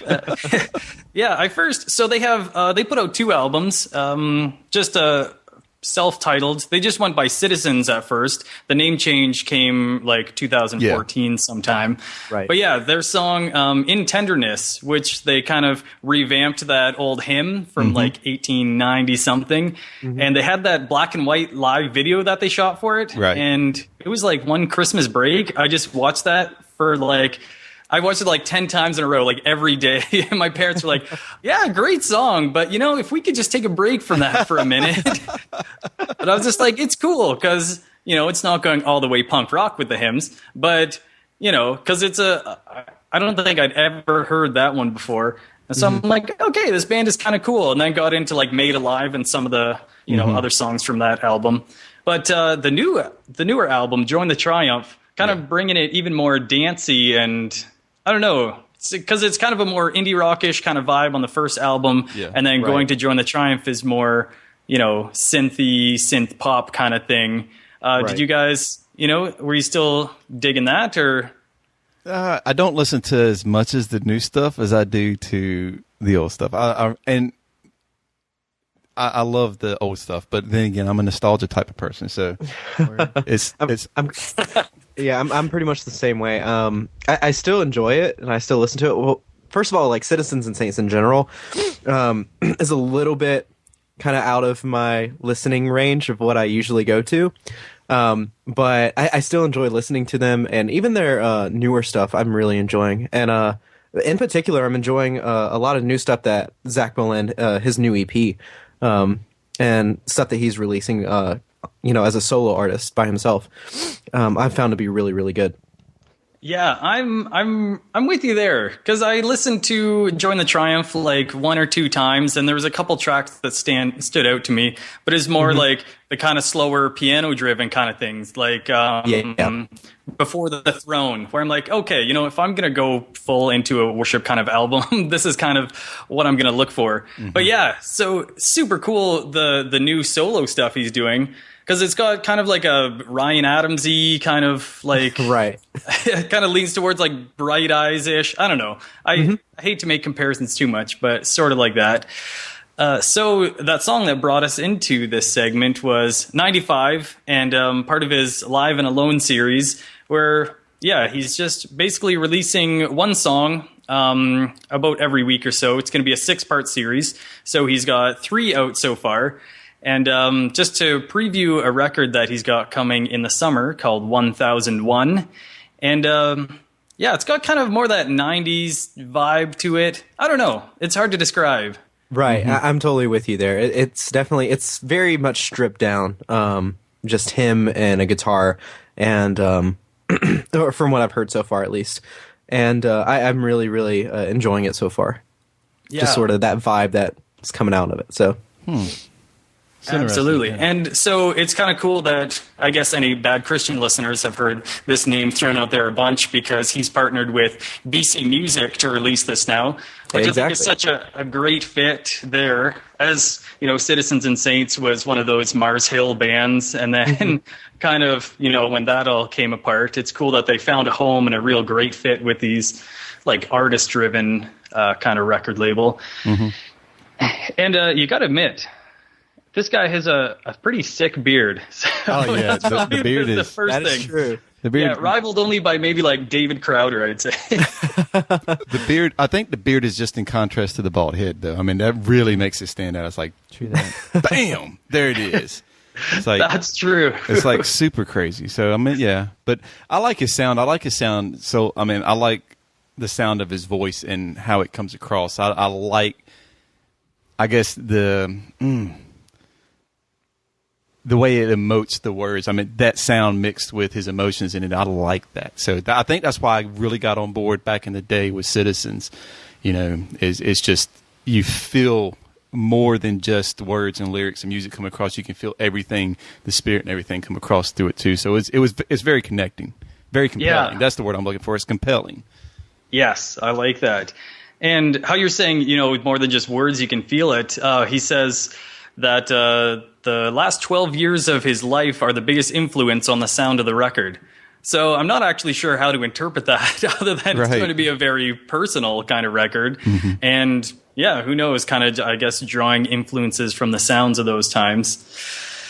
But it's cool. So if anybody's interested, you can check out all the videos that are up so far at zachbolen.com. And of course, he'll have about 3 more that are going to go up there on his website. And you can pre-order the record there and get locked into his social media and everything through there as well. And okay, yeah, I did mention that they're on BC Music now. And so just before we talked, I was like, hey, I found this interview. Well, quote, interview he did with BC TV. So it's Joey from the Bad Christian Podcast. I didn't know if you were going to bring up that interview. Holy crap, that interview is so bad. Yeah, I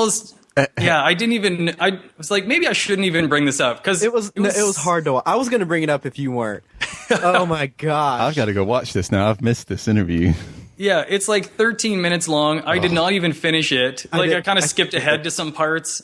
Yeah, it was brutal. Because basically, go ahead. Yeah, the reason it's so bad is because Joey acts like Joey. Oh my gosh. What he does is he tries to be like funny, but he tries to be kind of like he tries to be a jerk to him. And he's like, oh, it's all in good fun or whatever. But it didn't really seem like they were on the same page. With the joking around. It's painful. And all of his jokes and like jerky comments just fall flat and there's just silence on the other end. And he's like, oh, yeah, I guess so, you know, and stuff like that. And oh my gosh, it is so terrible. People, I remember when that came on Twitter, people were commenting to me like, wait, is this interview for real? Like, what is wrong with Joey? And then they responded, they're like, no, that's just Joey trying to be funny, like, and failing. All I had to say is that when I listen to the Bad Christian Podcast, which I listened to a few today driving, you've probably heard of the reason why I was driving so much today. But I just don't like Joey's personality on the show. So there it is. You could take Joey Svensson off the show and where he does give you a laugh or two, I would kind of be happy without him on it, and that may be a bad thing to say. I bet Toby and Matt would love to hear you say that. It's true. Man, I love Joey, though. He kills me. Okay, aside from super awkward times like that interview, yeah, because it's such a contrast, because, there's like Matt Carter the jerk, and, Toby's the guy in the middle, and then Joey's just himself. I'm like, you need him to make it work. I mean, the shtick works. It's just, some days I just want to reach through and then, just shut up, dude. Really, just shut up. But I understand why it works. I mean, Keith works on the show. Like when you were talking the whole time, I was like, yeah, they probably think that about me. No, Keith, I enjoy you being on the show. Oh. It gives Justin angst, and I like it. Angsty Justin is fun, Justin. Such great chemistry here, you guys. Good stuff, man. What a family. Good stuff. I might even play a little Citizens Going Out. I don't know. We'll see. Please do. Absolutely. But yeah, once again, guys, looking forward to that record coming out this summer called 1001. And yeah, judging, based on your opinions of Joey Svensson, if you want to watch that interview or not. But if you want to hear the music, check out zachbolen.com and check out some of those videos and all the details for the pre-orders. Sweet. All right. Thank you, guys. Sweet, man. And just a heads up, I heard somebody today. It's like, man, I heard that Darcy guy is on the show. And I was like, or y'all did a show with Darcy. I was like, man, Darcy's on the show every week. Oh, man, that's cool. I might have to listen a little bit more. And I was like, well, He's coming in helpful. There we go. Yeah, I'm so glad to hear I brought in a listener. For you. Sweet, man. Cool, man. It's always good having you on. Yeah, thanks for being on. True. All right, see you guys. All right, man. We'll be back in a minute.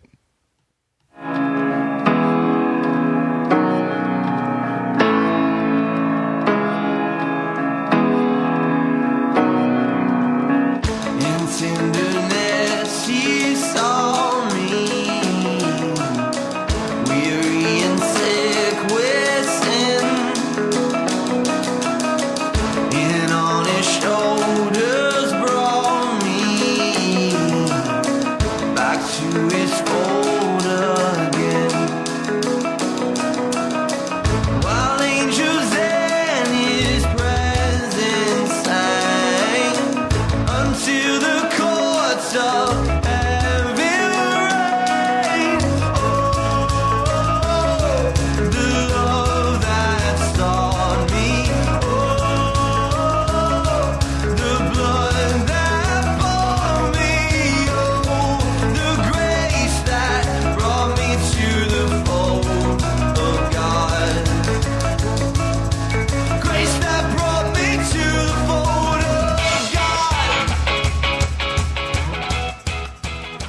God. All right, guys and girls, welcome back to the show. That was Citizens and Saints, or in that time it was Citizens, but it was off the Citizens LP, and that was In Tenderness. And that is like, I'm going to say this, it has been one of my favorite like hymn worship songs ever since I heard it from them guys. I can listen to it over, like Darcy was saying, over and over and over and over again. It just doesn't get old for me. Very nice. It's the first time I ever heard that song. Yeah. Well, It's not the first time you heard it. How many seconds, like a minute of that song? Yeah. Well, I mean, I'm sure you heard that hymn before, right? What was it? In Tenderness? I'm sure I have. Probably I mean, just 'cause you're a didn't hymn boy. recognize it in that format. I don't know. I mean, I Yeah, wasn't well, really maybe. paying attention to the words. So. Yeah, I know. You're doing something. Because you're over on there. your phone, you jerk. Hey, Doing something on your phone. hey, yeah. I was on Instagram. Hey, yeah, you're right. I was on Instagram. Oh, jeez. We weren't talking at that point in time. There was a song playing. I didn't think. I know, had but to it look- became relevant in the later conversation. We're talking about the lyrics, and you didn't know what we were talking I about. didn't know it was going to become relevant. How would I know that? Because we That's do why it you should always every, be aware. No. We talk about the song every time. Yeah, we don't always. You don't say. You thought you've you heard could this get before. by with not saying anything about the song because you contributed nothing to the Giants in the Sound segment. I'm attacking you because of your non-preference Hey. for listening. I have never heard any of their stuff before, so how can I contribute? That's true. I'll give you that, Keith. But it's one of my favorites. Thank you, Justin, for being outlandishly mad at Keith. It's fun. It's not outlandishly; it's justified. Is it? I'm kidding. I love you. Is it Justinfied? It's Justin. Well, with that, we thank you for listening. Anyways, It's been a night. well, let's get to the talk that me and Keith want to talk about. Oh, Yes. Hey, Well, guess what? Syracuse and Carolina moved on to the next round. there do you go. Do you know what round that is? Do you know what it's called? The Final Four. Oh wow! He is on his game tonight. Who's the other two Fuck teams? it! Yeah, who's the other two teams? Notre Dame. No. And, I don't know. I don't know what the other team is. Yeah, But 'cause- hey, I got 3 out of 4. Oh, no, you didn't. No, you No, you didn't. didn't. No, you didn't. Carolina beat Notre Dame to go into the Final Four. Yeah. It would Oh, be really? Villanova beating Kansas, which was my shocker. Yeah, that of was surprising. And I called Oklahoma beating Oregon. I mean, I come had on. that all the way to the Yeah. end. I mean, Or- Buddy Self, that dude is freaking amazing. 37 points. Good. Against God, I Oregon. watched it down at the Carolina Ale House, which is a great place to eat in Wilmington. They have really good French onion soup, by the way. They have really good nachos and Ooh, I a haven't big had the plat. nachos. It's huge, man. It's like face size huge. It's huge. It's crazy. And burgers are great, and they have Shiner Bock on draft, dude, and it's excellent. That big, nice, frosty cold mug. Good stuff there. But anyways, the games. Up to that, I think I was picking 96% was my pick rate in the games. We do. I mean, if you're a sports person, you know bracket bracketology come times for the NCAA March Madness time. And I was doing actually really well until this weekend. I don't know what my percentage is now, but man, I'm not saying that I'm stoked that Carolina's probably going to win it all, but you know what I'm stoked about? About how the ACC did in the tournament overall. They did very well. I mean, we came Very in with well. 98.6% is my pick. Yeah, mine is, I've got one that's also 98.6%. But you know what it is? Yeah. It's because you probably, just like I do, have Carolina and Oklahoma in the Final Four. I do. Exactly. Okay. I do. That was. If Virginia would have won, it'd have been higher. Yep. And if Kansas would have won, it'd have been really higher. Yeah. But, you know, for me, it's a good time. And I was talking about my grandfather in the beginning, and I've talked about my grandmother a couple of times, but that's why the ACC tournament, NCAA tournament is really special for me, because it's family times that, like, my grandparents always thought was great, and we would all get together and watch the games and stuff. So it's really cool for me to go back and remember those things. Mm-hmm. But I'm just kind of shocked at this tournament, man. It's been very interesting. I mean, Syracuse, who a lot of people said didn't deserve to be in the tournament, is in the Final Four. Is in the Final Four. Yeah, exactly. and I was one of those people. I was like, how in the world is Syracuse even in this tournament? Yeah. But yet, now I was right to say, why is Pitt in the tournament? They shouldn't have been in the tournament at all, but yet they were. And I'm like, why are they in a tournament? They lost in the first round. Yeah. But Gonzaga and Syracuse are the stories, I think, out of all. because you got a 10-11 seed going to the Elite Eight, playing for a Final Four bid. That's not bad. Yeah, man. I still think Carolina, Oklahoma will play for the championship. I agree. I think that Carolina's too talented for Syracuse. Oh yeah, we will. But I mean, give Boeheim some credit. He coached up a heck of a game against Virginia. Jim Boeheim is a great coach. He's been there for a long time, and he's done a lot of good things with Syracuse. Yeah. But I'm the same way. North Carolina's talent. You know, I picked them to win it all. I just think after watching Oklahoma a little more closely, that is, if they match up, that is going to be a tough game. But Villanova's good too. Yeah, it's going to be interesting to see what can be done about Buddy Hield, and if he continues to shoot that well in this new venue. Because interesting thing I was reading about not that long ago, apparently NRG Stadium, which is where the Houston Texans play, which is where the Final Four is this year, is notorious for people shooting horrible 3-point percentages, and it's apparently has a reputation of where 3-point shooting teams go to die. Well, that will be UNC's favor because Exactly. they're all in the paint. Yep, they are all in the paint. That'll be good for them. Yeah. And speaking of that, like I was saying, the ACC went in with 7 teams. They put 6 teams to the Sweet 16, and they had 4 teams in the Elite 8, which guaranteed them 2 teams in the Final Four, which guaranteed them 1 team in the championship game. 48 Justin. Yeah. You know how much the ACC is going to make? He's so zoned out. You know how much? I'm back. What? Do you know how much money the ACC is going to make from their teams being in the NCAA tournament? Too much? $48 million is what I think the number came to be. I was right. But you know what's funny is Carolina gets as much money as Clemson's going to get. Yeah, it's really... And Clemson wasn't even in the tournament. Clemson wasn't even in the NIT. Yeah.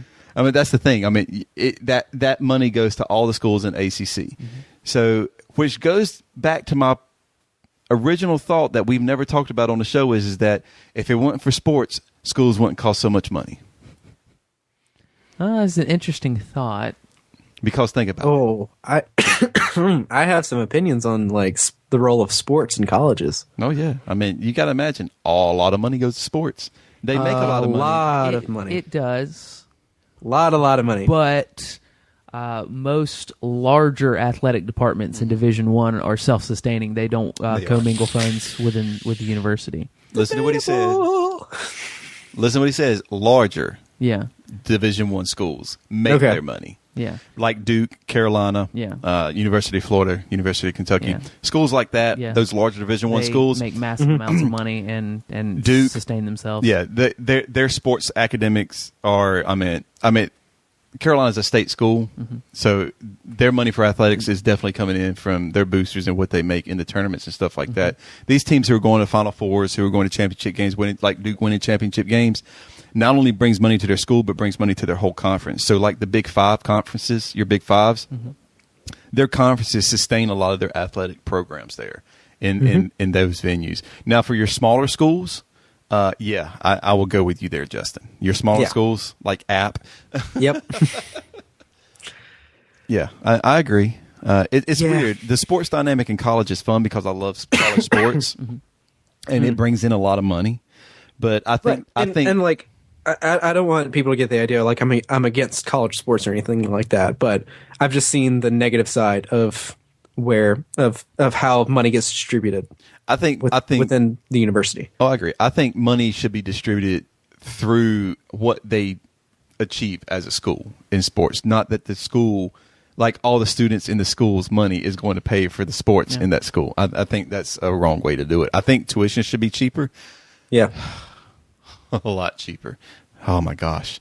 After what I paid for 1 year for one daughter, and then what I paid for my college and my master's stuff. Absolutely. You're speaking to someone who's about to go to grad school. The thing that I got you at an Ivy League university, by the way, I wouldn't want to have your loans. Heck no. But and the interesting thing, you're talking about your daughter. She goes to a public school. Private. Well, no, she does go to goes private school. I'm sorry. Yeah. Never mind. Then what I was going to say is not relevant. To private school. Yeah.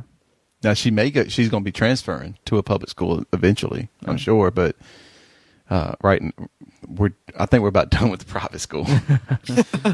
Whoosh, that's crazy amount of money going out. But anyways, at NCAA we'll probably won't see Keith next Monday. Yeah, I sincerely Keith hope if Keith is here next Monday, Carolina is not in the championship game.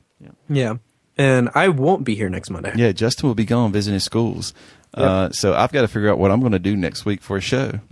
I will be on a plane from Chicago to Boston. We're very proud of you. Yeah. Oh, thank you. I am very proud of you being accepted to two very highly touted divinity schools. Thank you. And especially just Harvard in general. That's great. So yeah, exactly. From all of us at Forgetting Walls, we say congratulations, Justin. Oh, thank you. And we're saying all that, we're going to get out of here because it's been a long night, and it's been a very long night, and my stomach's getting like empty. And everybody knows when Keith gets hungry, it's not a pleasant feeling. He gets angry. I get angry. Somebody today said you need a Snickers, and I'm like, shut up. Anyway, guys and girls, we appreciate you listening to the Forgetting Walls podcast, and take what we say to heart. Go love somebody for real. Don't love somebody just because you have an agenda or you got conditions. Just love them, because people are not projects. They're people just like you and me. So love them like you love yourself. And at least I will see you next week. Thank you for listening to the Forgetting Walls podcast. If you're subscribing to us on iTunes, leave us a rating to help us spread the word about this podcast. Remember, the only way this works is if you share your story. So be sure to visit the website and leave us a comment at forgettingwalls.com, or find us on Twitter at forgettingwalls and facebook.com/forgettingwalls. Peace!